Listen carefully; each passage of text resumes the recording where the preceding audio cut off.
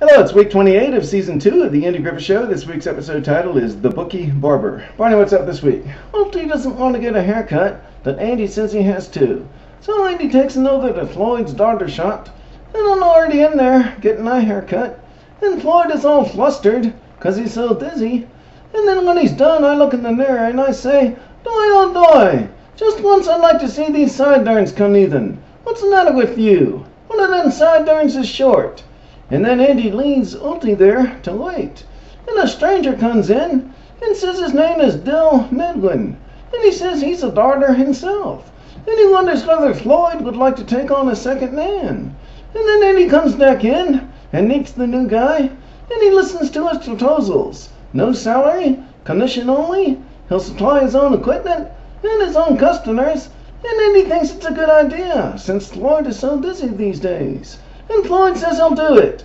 So Mr. Medwin says he'll get started on getting a second chair sent over and calling all his old customers and telling them where he'll be now.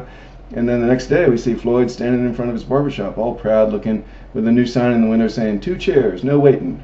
And a man walks up and asks Floyd whether Dill is in. And Floyd sends him on in. And then Andy and I walk by, and Floyd says there are already 3 customers for the new man. And he's happy about all the new money coming in. And the next day, Andy notices the same 3 customers have come back and are walking into the store again.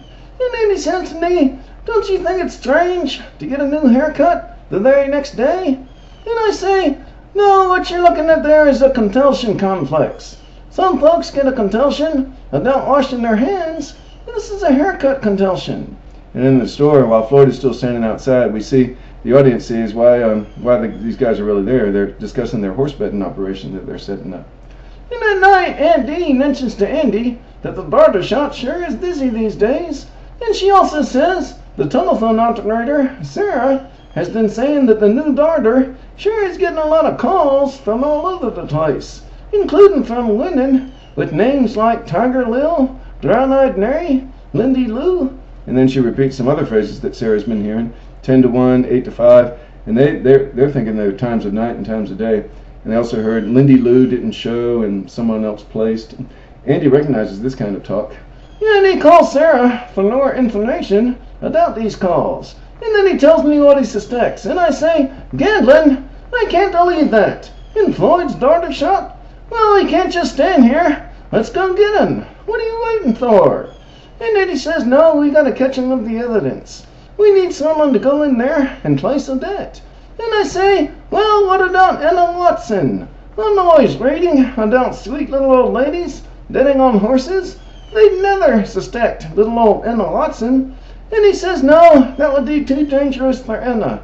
And then he has to leave on an errand. And he says when he comes back, he'll think of something. So you while he's gone, you dress up like a little old lady and you go in to place a bet. Yeah, I go in and I say in a woman's voice, "I want to place a bet on a horse. You boys are safe with me. Here's my $2. Now give me one of them little slits." And I see the bag with the slits, and I try to grab it, and we start fighting. And so there are 3 of them against you. So by the time Andy walks in, they've got you in a hold, and he says, "Turn him loose." And the bag falls on the floor, and all the evidence, the slips and everything, is on the floor in plain view. And then the next day, we're saying we're glad we run out of town. And we're also glad that Floyd never had to find out what was really going on in the store. And then we see Floyd, and he says he got a call saying Apple Dumpling is coming in at 10 to 1. And he thinks it's a girl coming in at that time. And now that Mr. Medwin is gone, he's going to plan on taking her out himself. Well, good for him. Thank you all for watching. We'll see you next week for episode 29.